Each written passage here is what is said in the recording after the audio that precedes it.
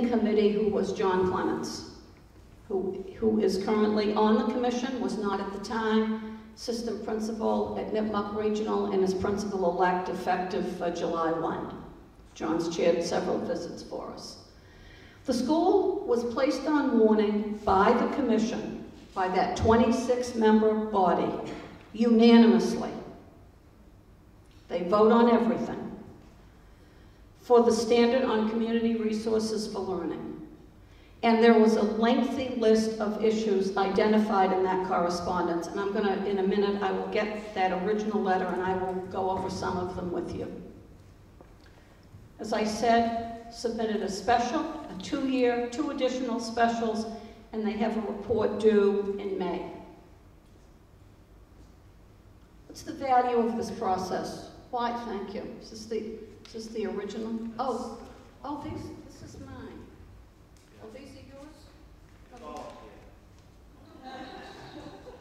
No, these are my little markers. I don't know, maybe we use pink magic marker, Joy, who knows? Okay, bear with me for a second. Why are schools accredited? Let me ask you, you people are here tonight because you have some level of interest, thankfully, in this high school and in the school system. Why is it important to you that a school be accredited?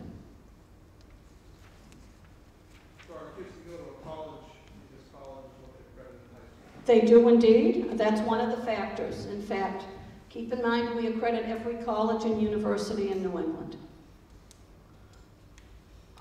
Well, with one exception. They, unfortunately, this spring terminated a small religious school in Massachusetts, but generally they are. Yes, it is a factor. It is one of the factors in a student making application to college. Yes? It affects your home values? It affects real estate values, absolutely. We get a lot of calls from people looking to move into communities. They want to know about the schools. And they base those decisions, in many cases, based on what they know about accreditation. And I'm not a real estate agent, but I know some.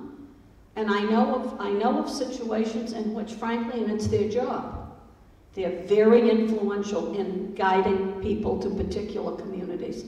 And one of the rationales they will use is the school systems. Absolutely. And I had a principal, and I won't go into detail, tell me about a situation 3 or 4 years ago where the high school, one of the 3 these parents, this family was looking at, was under construction over the summer, so it just didn't really look nice outside. They said, no, we're going to send our kids there. The school wasn't even on warning. So it is a factor. What else? Quality programs for every single student. Whether they go on to school or not, they may be going into the service, they may be seeking some type of employment. Also for the people who work in the schools, first and foremost, it's about the students that are being serviced. So what's the value of it? Well, you can read these. I'm not going to read them to you. We don't accredit central office, but they certainly, personnel, no, that's okay. Actually, we've talked about some district accreditation with that, but the roles of people in central office have had a major impact on what goes on in the school system. And when those positions begin to be eliminated or not replaced when somebody retires, that also has an impact. Go ahead. We have a researcher, a young researcher in our office, and she's done a lot of survey work for us. And 2 years ago, she did a survey, very formal survey, of all of the 6 commissions based on schools that had recently been through self-studies and hosted visiting committees. And these are among the results that she had posted on our website. And again, I think you can read these. This is from a lot of schools among those 6 commissions. Typically, the Commission on Public Secondary Schools has 65 to 70 visiting committees out a year. It's a lot. We have the largest number of school visits a year.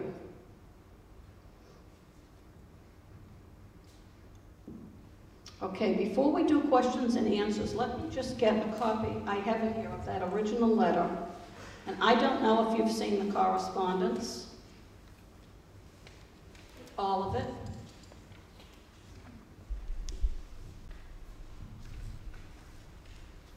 There is a copy of that report posted on the website, in the Superintendent's Corner and the Document Center.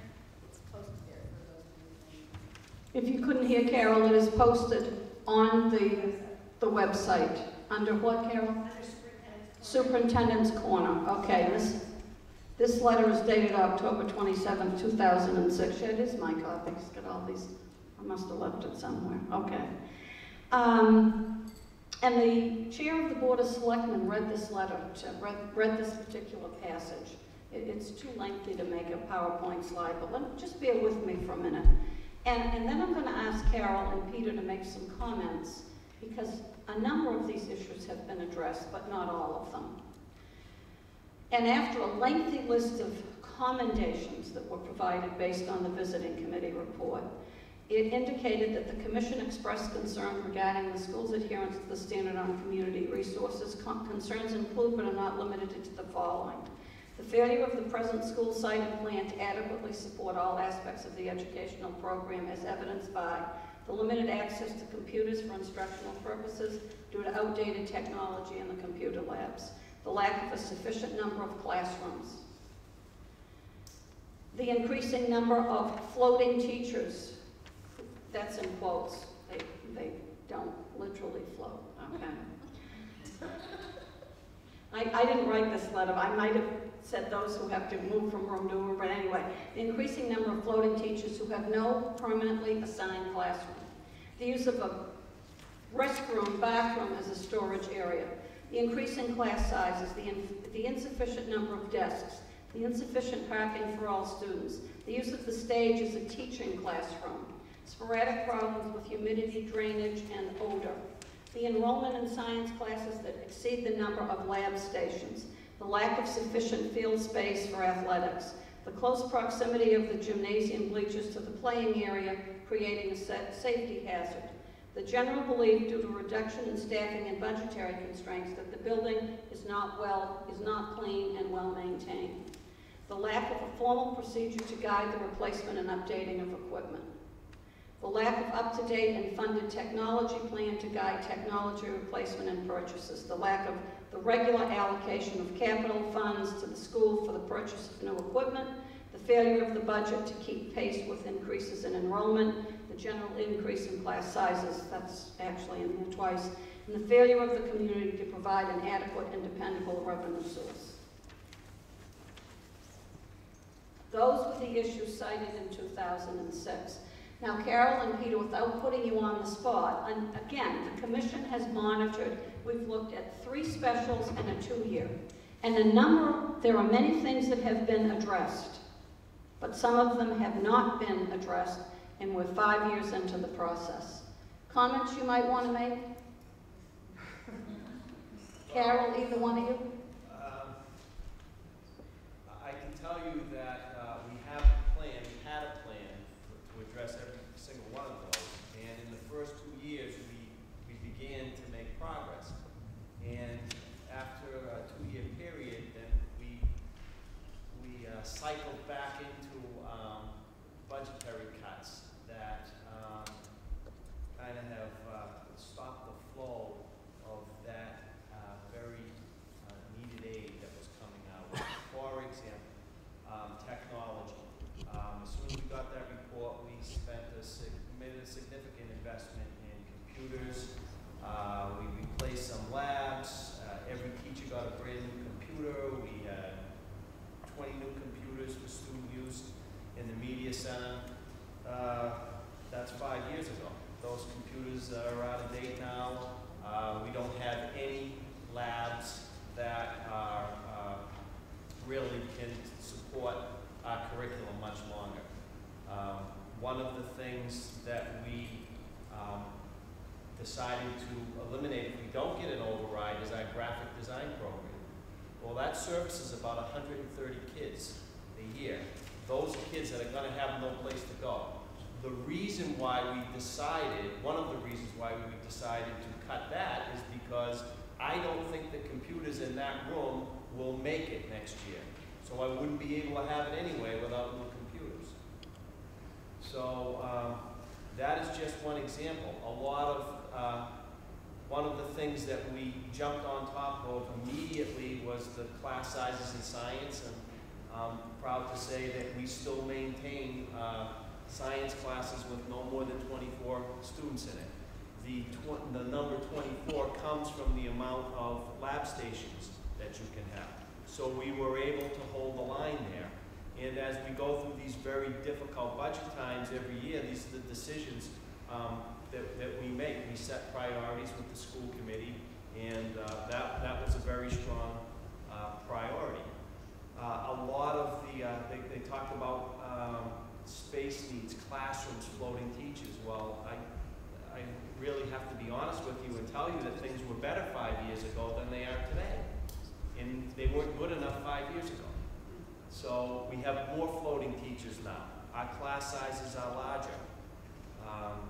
And there are some things that we are trying to address with the building of an elementary school, which at the time when I wrote the 2-year report, we were going to move the entire middle school out, which would have given us a lot of room here, all of the room that we needed. Most people in town, I think, by now know that that is not the plan. Only the 6th grade is going to move. So we still are going to be tight, but I think that we will address the needs that we have by moving the 6th grade out. Some of the things we're not going to be able to address, and we're still thinking about creative ideas how to do that. For example, the stage is the home of our music program. We do not have a music room. We have a band room. We don't have a music room. So when we want to hold an assembly or something like that, we have to take the chorus or some of the middle school music classes and move them out into the auditorium. I mean, the cafeteria. And when it's lunchtime, we have to find someplace else for them to go. We have a lot of kids in our music program, so they don't fit in a classroom. And when they go into the cafeteria, they're not singing on that day. So it's a problem. And I think what Janet will probably get into pretty soon is we need money to deliver the curriculum. And that is a perfect example how our facility does not allow us to deliver the curriculum to all kids every single day. Carol, anything? Yeah, I think Peter's doing a great job explaining it. He lives it every single day.